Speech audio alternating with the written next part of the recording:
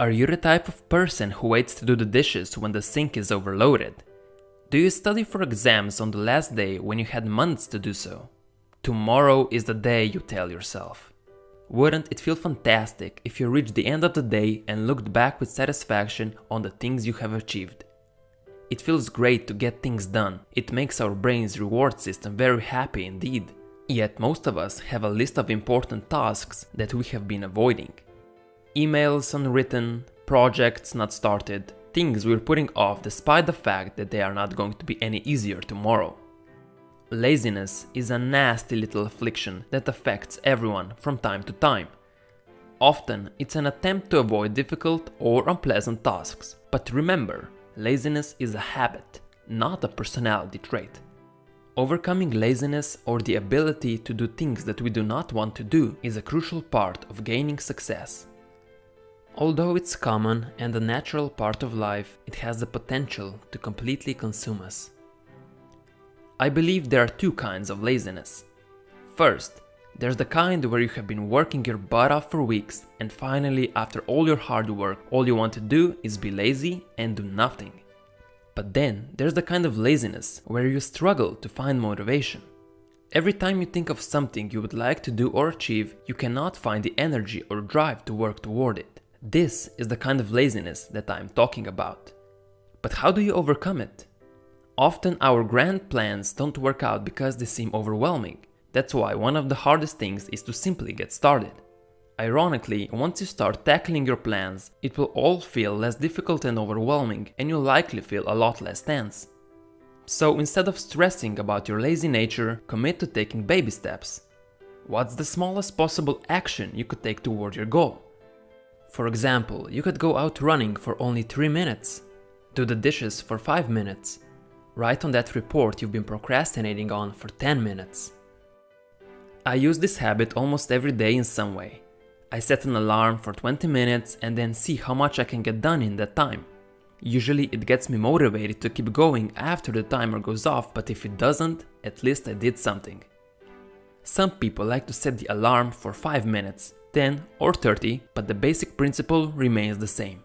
So the toughest part about doing anything is simply getting up and doing it. But once you're 5 minutes into any project, you will likely find your motivation. Another important aspect for overcoming your laziness is to get organized. So many times we want to do something productive, but the clutter and the junk around us make it seem impossible to get anything done and tempts us to not even start our task. Your physical surroundings have a big impact on how you feel. If your house is a mess, you're likely to feel even more overwhelmed. Clutter creates a sense of chaos, and having to clean your house adds to your giant list of things to do in a ridiculously short amount of time. A nice, clean, and organized workspace just invites us to do some work and be productive. A cluttered and trashed workspace invites us to stay on the couch. So, set aside some time to organize your workspace. Everything from your room, your desk, to your computer files and your favorite links on your web browser. Make everything as easy, seamless, and efficient to find as possible. Once your house is clean and your physical surroundings organized, you will naturally feel motivated to be more productive and active. After that, you'll hopefully tackle other areas of your life that you've been neglecting. Still feeling lazy? Maybe it's time to get an accountability partner. Peer pressure can be highly effective to get you off the couch. When you need motivation to take action, it's great to have somebody to hold you accountable to go through with it. There's nothing wrong with asking for help from a more motivated coworker, friend, or a family member.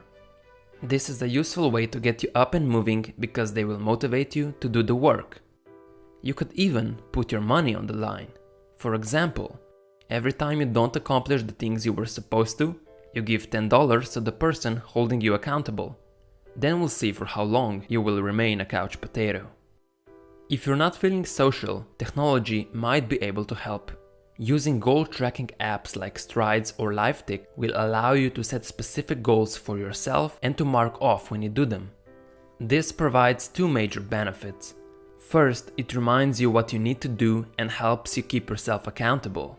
And second, perhaps more importantly, it shows you how often you have succeeded. Having proof that you have built a new habit or that you have improved over time can give you the motivation boost you need to keep going. And in that moment, when you realize you've accomplished your goal, when you're pleased with your progress and look forward to doing it again, is when laziness dies.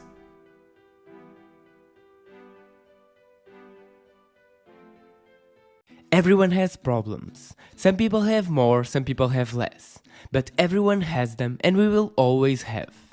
However, I believe there is a way to reduce those problems, not only in number but also in its impact to our life. And I believe this opportunity is missed by most people because they are not looking for it.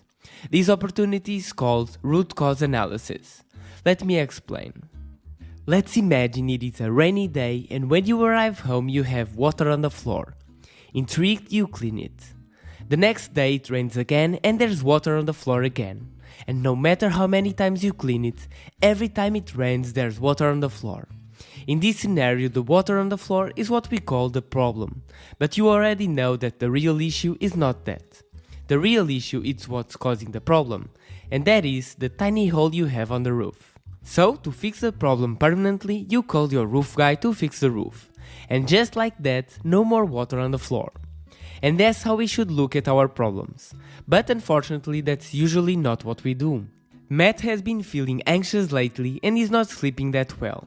He has been working a lot these last weeks and believes he just needs to get out and have some fun. So that's what he does.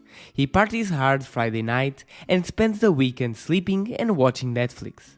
A few days into the week and he is feeling anxious again. So he decides to take more time off and goes on a vacation for a week.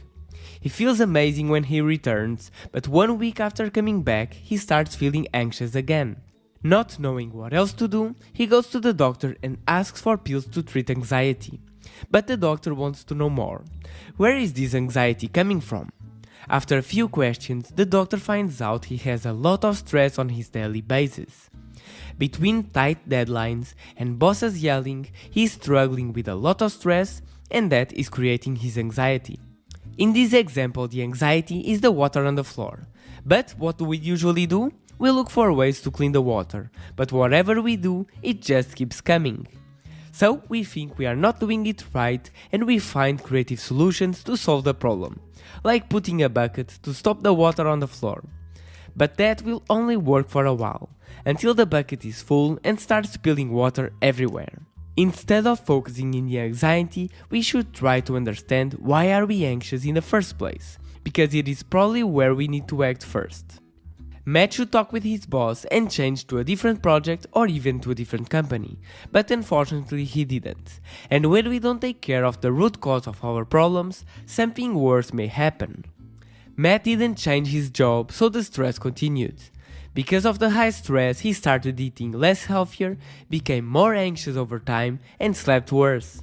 By sleeping badly and by having super exhausting days, his patience at the end of the day was crushed. And that led to frequent fights with his wife, which only led to more stress, less happiness, and even worse sleep. Matt came to a point where everything in his life sucked. When we ignore a big problem, it can create a huge cascade effect in our lives, as it happened to Matt. But one day, everything changed. Tired of his life, Matt talked with a psychologist. Together they broke down Matt's life, his problems, and what was causing them. In the end, the answer was simple. Matt's job was damaging his life more than it was helping. So, Matt took the decision to change his job. He found one where he earned less, but where he would have less stressful days and a normal working schedule. Over the course of a few months, everything became suddenly better. Now that he didn't have stress at work, he slept much better. He had more time, so he started working out as well. And week by week, his anxiety faded out. His confidence was restored and his relationship found its way back. Now, let's imagine you are a little bit overweight and that's what you want to change. For some people, the answer might be simple. Just exercise, eat healthier and you will get there. And they are right. However, if you are overweight, you don't exercise or eat healthier for a reason.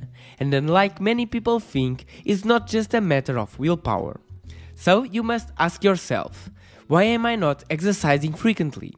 Maybe it's because you work hard and when you arrive home at the end of the day, you prefer to relax instead of working out.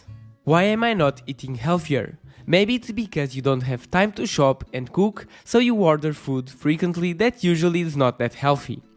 And once you start making these questions, you will find the reasons behind. It seems not having time to exercise and to shop/cook is one of the biggest barriers you have to become fit. So now that you know the root cause, you can think on options. Should you change something at work to get some hours back? Should you find workout alternatives that don't require too much time, like going for a quick run on the weekends? What about ordering frozen healthy meals that you can heat and eat whenever you don't have time? It's all about understanding the root cause of our problems and thinking how we can tackle them. When you face a problem, when you are mad or scared with it, remember that it is probably just a consequence of something else.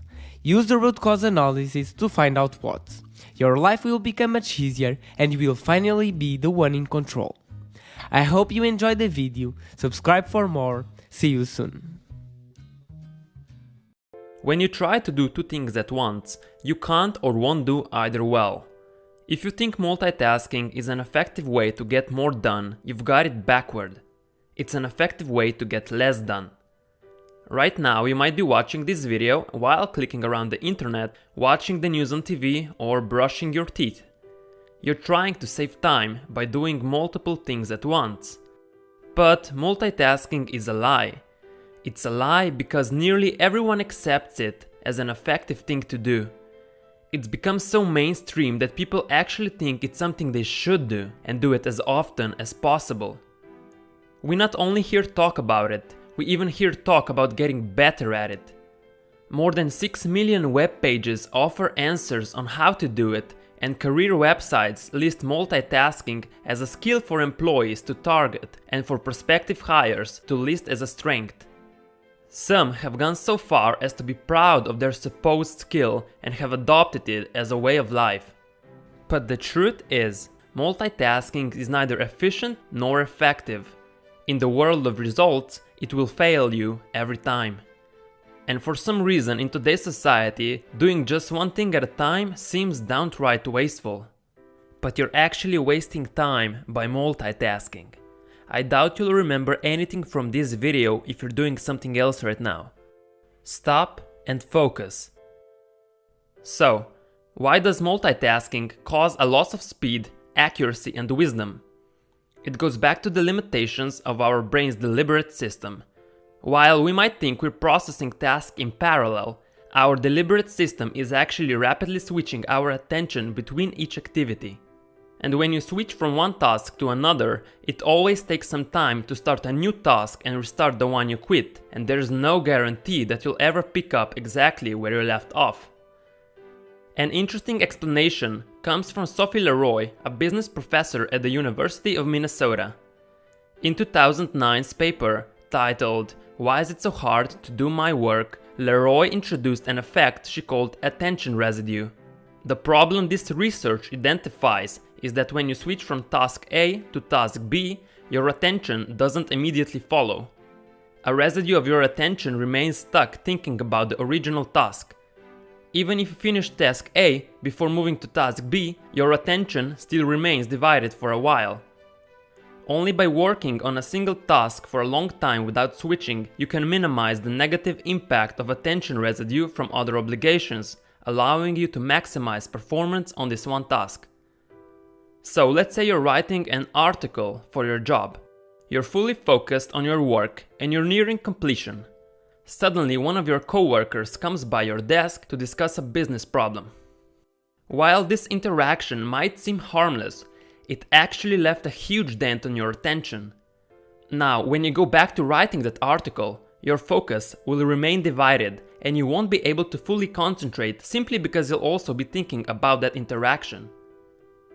A study of Microsoft employees found that after they were interrupted by an email, it took them 15 minutes to fully regain their train of thought, whether they replied to the email or not. 15 minutes!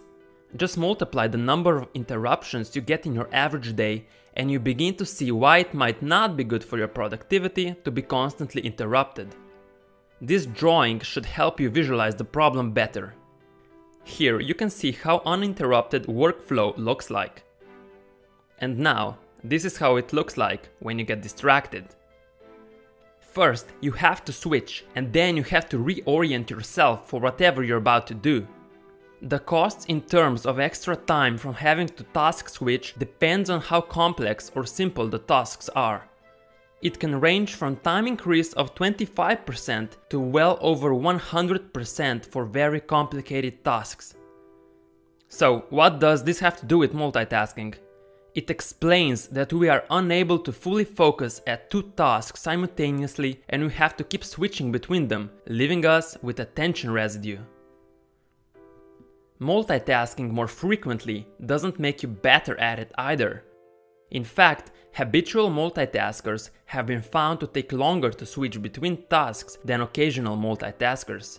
Perhaps because they lost the knack of focusing for any length of time. And ironically, research suggests that people who are most confident in their ability to multitask are in fact the worst at it. In the summer of 2009, Clifford Nass set out to find how well so-called multitaskers multitasked. Nass, who was a professor at Stanford University, said that he had been jealous of multitaskers and deemed himself to be a poor one. So he and his team of researchers gave 262 students questionnaires to determine how often they multitasked. They divided their test subjects into two groups of high and low multitaskers and began with the presumption that the frequent multitaskers would perform better. They were wrong. They were outperformed on every measure. Although they convinced themselves and the world that they were great at it, there was just one problem. To quote Nass, multitaskers were just lousy at everything. But people can actually do two things at once, such as walk and talk, or chew gum and read a map. What we can't do is focus on two things at once. Our attention bounces back and forth. Unlike our brain's deliberate system, the automatic system is capable of parallel processing. So if one of your tasks truly requires no conscious thought from you, it's possible to do something else at the same time. Driving a car is often cited as a good example of an automatic task, which is why we're able to chat with a passenger at the same time as driving along quiet stretches of road where nothing surprising happens. But as soon as that simple task becomes more complex, if say another car pulls out suddenly in front of you, driving is no longer an automatic task. It requires conscious attention from our deliberate system, and at that point, we can't chat and react safely to the changing situation in front of us. That's why 1 in every 5 serious crashes is caused by a distracted driver. As you can see, multitasking can even be fatal. We fully expect pilots and surgeons to focus on their jobs to the exclusion of everything else.